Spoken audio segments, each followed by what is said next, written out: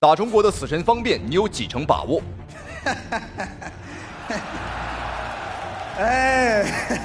那个垃圾玩意儿，我3拳就能打死他。他的连胜完全就是中国人花钱包装出来的。他在我的眼里连一个3流选手都算不上。我会亲手打飞他，让全世界看一看中国人是多么的可笑。来个叉，这也方便。注意看，57战不败的死神方便竟然被击倒了，还险些被黑人选手当场 KO。台下老外看到这一幕都开始激动庆祝，都以为死神方便的连胜会就此终结，但是没有想到紧接着站起来的死神方便眼神突变，和对手站在原地玩命拼拳，誓死捍卫中国擂台。我们有请本场比赛蓝方，他战绩出色，48战45胜 ，KO 率达到60%以上，他是法国搏击界的明星级人物。我们有请来自法国塞德里克杜姆贝。好，现在镜头当中正在出场的选手正是来自于法国的百胜拳王塞德里克杜姆贝。他的职业生涯战绩有着50多胜的一个战绩，当然他的业余比赛也打过100多场。什么是业余比赛？当然就是一些个黑市拳赛或者街头斗殴。我可以非常负责任的讲，杜姆贝的实力绝对是要比加拿大拳王西蒙马库斯以及荷兰不败拳王克劳斯都要强，但同样他也要比前2位更加的嚣张比如现在你看他，哇，边跳舞边出场，很是嚣张，很是嘚瑟。但是下面将要登场的死神方便，目前46战全胜，今年34岁，有请死神方便。好，那相信死神方便观众朋友们绝对是不陌生了，他的生涯战绩可谓是相当的辉煌，因为他从来没输过。不仅是46战全胜，而且还击败过一系列的世界级名将。那比如说我们刚刚提到的加拿大地狱魔王西蒙马库斯，就是死神方便的手下败将。赛前方便听说这个杜姆贝很嚣张在媒体面前呢诋毁他、侮辱他方便今天也是表示绝不会让对手站着走出擂台。好，比赛开始，看一下红方选手，红色拳套、红色战袍代表我们中国红方面是比较用心了。那么蓝方选手黑色裤衩便是法国选手杜姆贝，双方的身形差不多方便是不输对手但是有一点就是方便34岁，而对方是30岁，可以说对方是当打之年，而方便这个时候呢已经开始走下坡路了。一般来讲，职业选手33岁开始走下坡路，这都是很正常的。但当然有一个人除外，那就是张志磊，年龄越大越厉害40岁当上了世界冠军。观众朋友们，你敢想象吗？我是不敢想。身强心具，很多所有的运动员都是这样，遇强则强这样的话能激起他的比赛的欲望。作为死神方面，现在我们看到了他从一个职业的运动员，一个顶尖的拳手，现在身份变得多元化了。是的，变成了一位丈夫，一位父亲，一位老板，一位教练。在这么多重身份的同样的在身份的混杂中呢，方便是如何摆平这样的关系？对方是做了一个狙击。然后最重要是他已经公司准备挂牌上市，所以以后叫他财神不是死神34岁的死神方便，我们看他的作战风格呢也是越发的沉稳。面对这个百胜的法国悍将、法国猛男，我们看方便呢相当的沉着冷静。和当初打不败战神马库斯的时候，这个感觉完全不一样当初呢是疯狂进攻，而今天则是冷静对待不着急。漂亮，低位的摇臂，前手的平勾，后腿扫踢。而且方便善于做事先的针对性训练，那他知道他的拳法连续性不够是他的短板，所以方便小心一个迎击被抓到。相较于方面的沉稳，这个杜姆贝完全是截然相反。对方表现得很兴奋，而且他的状态就像一只看到一堆香蕉树这个兴奋的猴子。旁边小心，漂亮，前手平勾，连续2拳方便的拳单击能力也是不错的。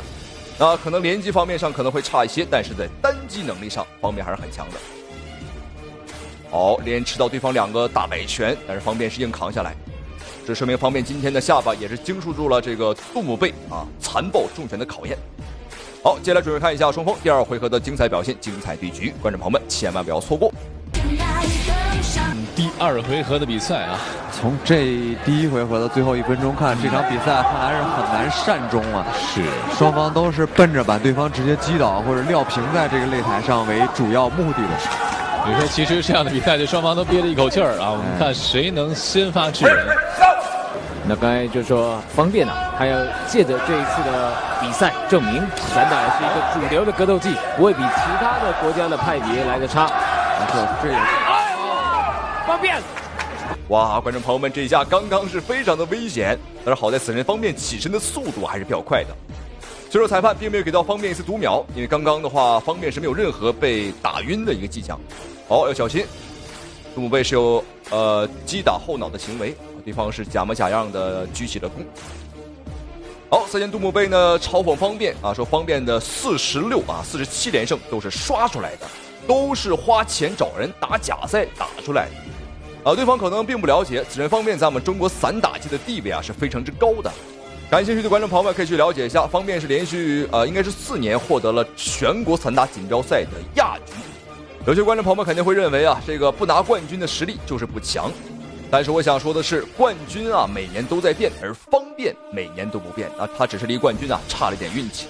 因为方便每次在锦标赛拿到亚军的时候和冠军只差那么1-2分所以说呢实力上漂亮，后手打得很准大脚踹脸是方便擅长的一个招式。那这招呢伤害不大，但侮辱性极强。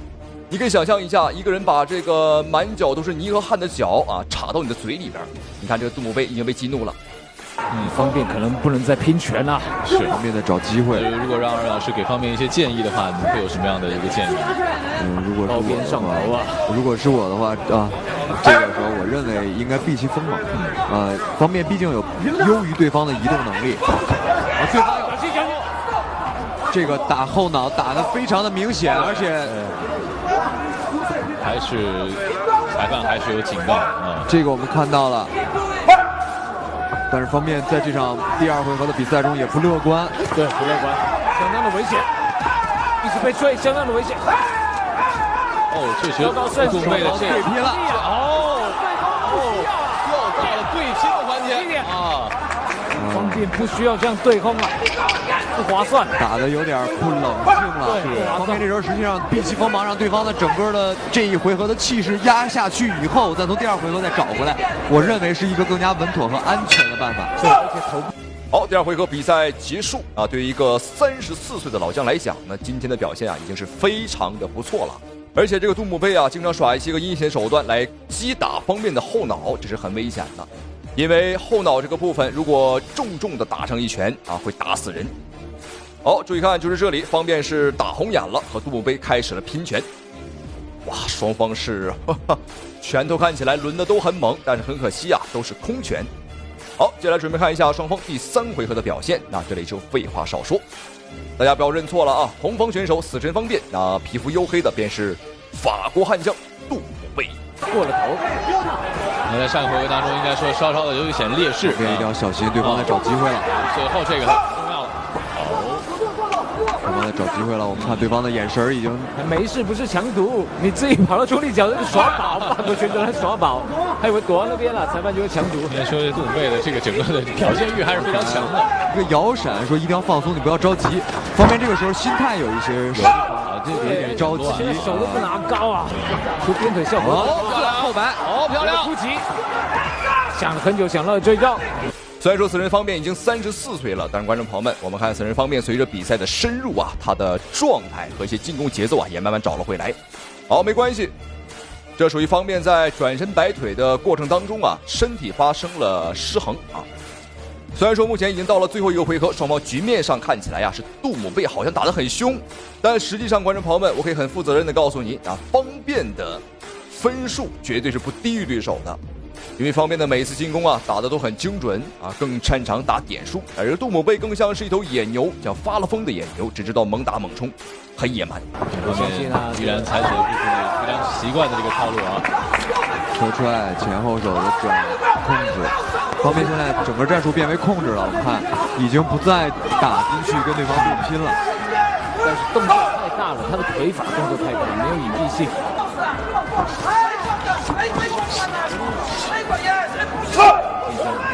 觉得方便这几波的攻击他都不算有效的攻击。时间在慢慢的推移，我们看看双方是不是有什么样的战术的变化。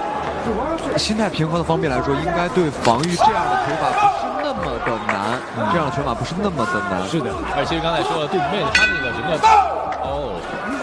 看一下，平局，加赛一局。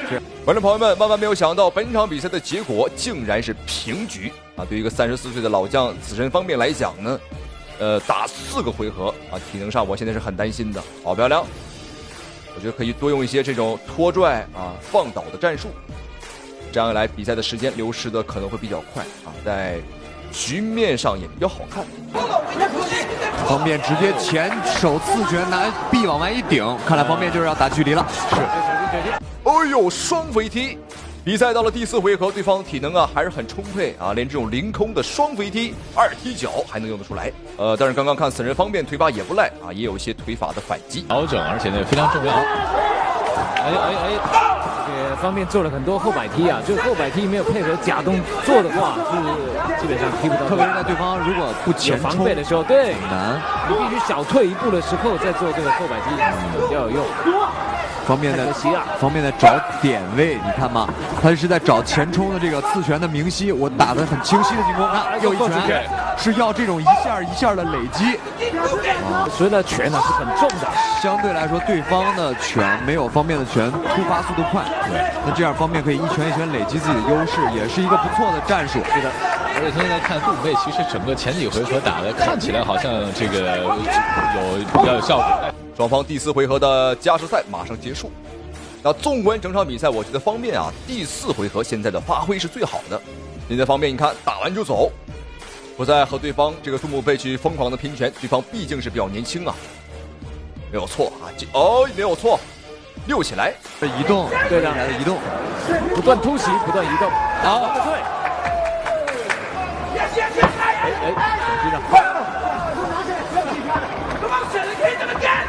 方便啊，好险啊！刚才方便低头的时候，对方用了一个下抛拳啊，这个是照着后脑勺过来的，对方上高，方便用了一个这个我们传统武术里边的这个小扣腿啊，对，后面一点，再一靠，10秒，快到时间，方便有没有机会？再来一下，方便，你不要让。好，观众朋友们，这场中法大战终于结束。那方面和这个法国拳王杜姆贝大战了4个回合，我们看一下最终这一场比赛的打分。方面在最后一个回合打的是有进有退啊，刚中带柔，柔中带刚，让这个杜姆贝已经是摸不到头脑啊，打的是晕晕乎乎。First about 10-9.